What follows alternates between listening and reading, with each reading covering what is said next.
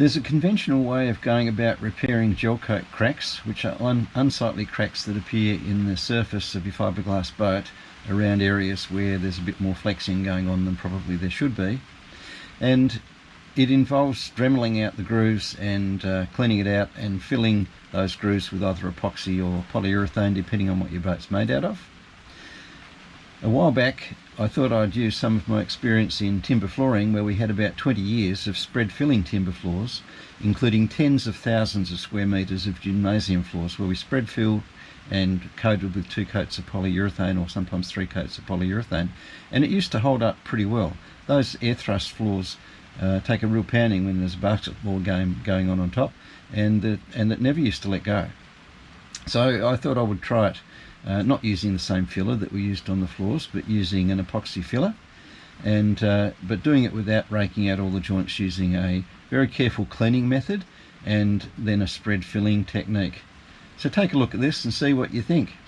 So you can see that this top is very flexible in all directions. It's even concave. It wasn't really manufactured originally all that well. So you imagine how much flexing there is on this. It's not really meant to be stood on, but I've probably launched this boat say 20 times over the last 12 months, and had it on some pretty radical sailing up on the Great Sandy Strait and out on the Coral Sea. I've just splashed a bit of water on there so that you can actually see the flexing in there. And this work was completed about what would it be? I started about 2 years ago, 2.5, 3 years ago, and did some Gelcoat repairs early on. Majority of the work was done about a year ago, and it's coated with 2-pack polyurethane, and you can see there is not a single crack in this after over a year of hard use. And then we'll have a look at another one that I've repaired, even a little bit older than this repair, and let's just check that out on the stern bench seat. This repair was made about 2 years ago originally, and then since then I'd sanded it back because I repainted the entire inside of the cockpit. In fact, I repainted the entire boat. But the original repair that I did about 2 years ago, which it was quite devastated around here, a lot of major cracking and minor cracking and micro cracking even. So it's very hard to Dremel all that out. You'd really have to sand all of the gel coat off back to the fiberglass and start again to get rid of it. And clearly that was beyond the scope of this project. So what I have done here is sanded it back, and you'll see in the previous video how I actually go about that. Filled all the cracks using a spread filling technique, and then coated it with about 3 coats of 2-pack polyurethane.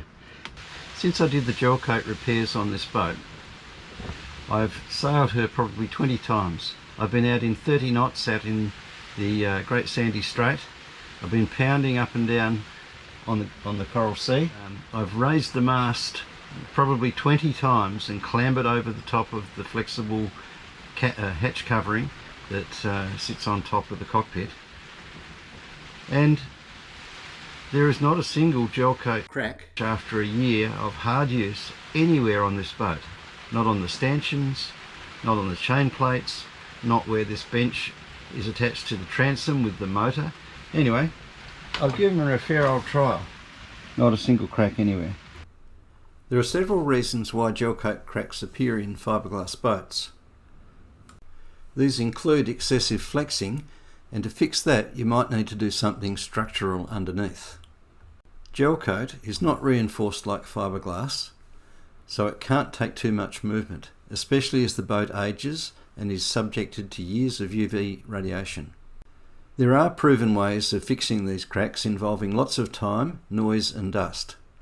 This is a private project and I plan to keep the boat for several years, so I was free to experiment. I wouldn't use this on a commercial project because it's not proven. Here we are 2 years on, and not one of the cracks has reappeared. Mozart had all the typical stress cracks around stanchions, chain plates, deck fittings and seating. There are several things to pay attention to. I gave the boat a thorough pressure cleaning before filling with flexible epoxy. To fill the cracks right down to the fiberglass, the filler needs to be runny, so it was applied to a sun-warmed surface and worked in thoroughly. You need to be sure that the filler that you use is compatible with the material your boat is constructed from. There's a link to the original video that I created on repairing gel coat cracks in the following outro.